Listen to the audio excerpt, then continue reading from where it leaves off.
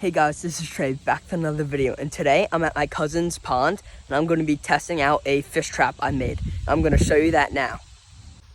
So this is the fish trap I made. You can see this is a old Twizzlers box that we just had because we were on vacation. And all I did was I took a Swiss Army knife and I cut little kind of bigger hole there on that side and then here on the other side. You can see that's how the fish go in it. Then I also poked smaller holes so that water fills it up. And then I just tied all the ends off with some yarn. Then I also have some yarn here. So for bait, there's some rocks in there to weigh it down in the water. And by the way, this is the pond. It's pretty big. I've caught a couple bass in it and might throw in a couple clips soon showing some fish I just caught where I might be fishing today. I don't know if you can see all those little minnows in there, but there's a whole bunch of little minnows that I'm going to be trying to catch, or baby sunfish, baby bass, anything would just be cool to catch. And again, back to the trap, there's some bread, there's some dog food, and then there's also some of these catfish pellets I got from Walmart. So I'm going to go ahead and I'm going to be attaching the string to a rod holder I have just so I can keep track of it. And then I'm going to go ahead and toss it in the water. So like I said, I'm going to go ahead. I tied the string off to a rod holder and I'm just going to go ahead and toss it in. There are some rocks in here, so I'm hoping it'll sink. If not, I can just pick it back up and try and sink it myself. So it looks like that's the case. Or I'm gonna wait a little bit and hopefully it starts to sink. All right, so I put some water in it and it looks like it's starting to sink down now. And I'm going to try and fix it a little bit so it's not straight up, it's horizontal like this. And I'm gonna also let it set here for a couple hours and I'll check back with you when it's all done. All right, so it's about 2 or 3 hours later. You can see the trap is still down there. I'm going to go ahead and try and pull it up, see if I got anything. Actually, oh, I see some minnows in there. I'm going to put it in a little bucket I brought and show you what I got. All right, so you can see what I caught 2 little baby bluegill, I believe, or 2 little baby sunfish. You can see here they are. You can see there's the little bluegill.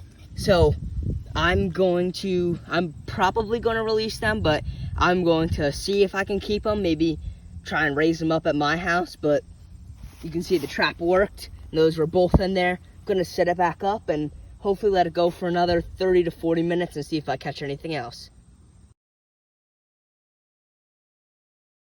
All right, so I just got home and you can see I'm acclimating the 2 little bluegills in a bag. And then there's actually also a little baby mosquito fish fry in here. When I was scooping out the water, he also came in here. So both of them are gonna go into my 10-gallon tank right now. And you can see 2 of the guppies did pass away. They're kind of already 2 years old, which is usually their lifespan. You can see there's some baby goldfish in here. There's other ones, I don't know where they are right now, but they were all just out. I think they're actually on the other side checking them out. You can see there's some of them.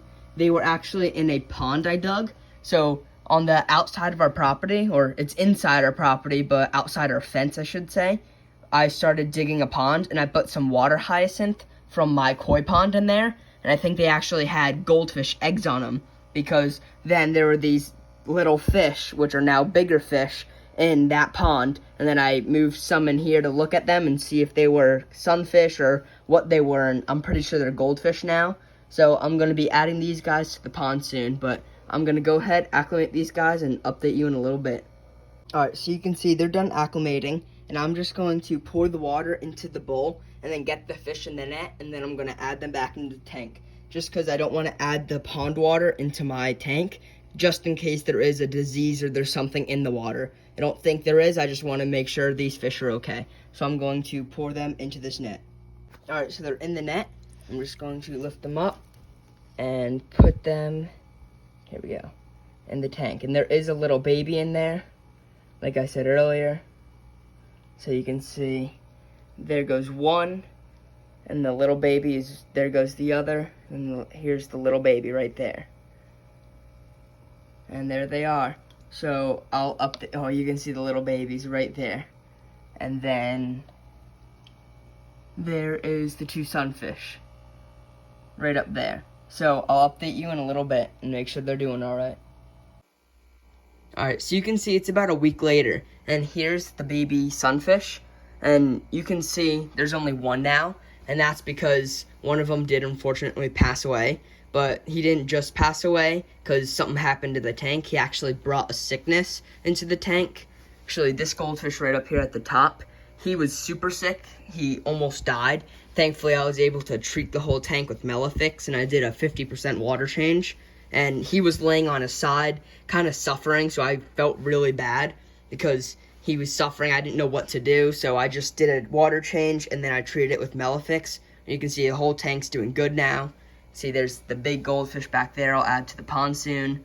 And sunfish right here. He's getting a little aggressive, so I'm probably going to move him out of this tank in a little bit.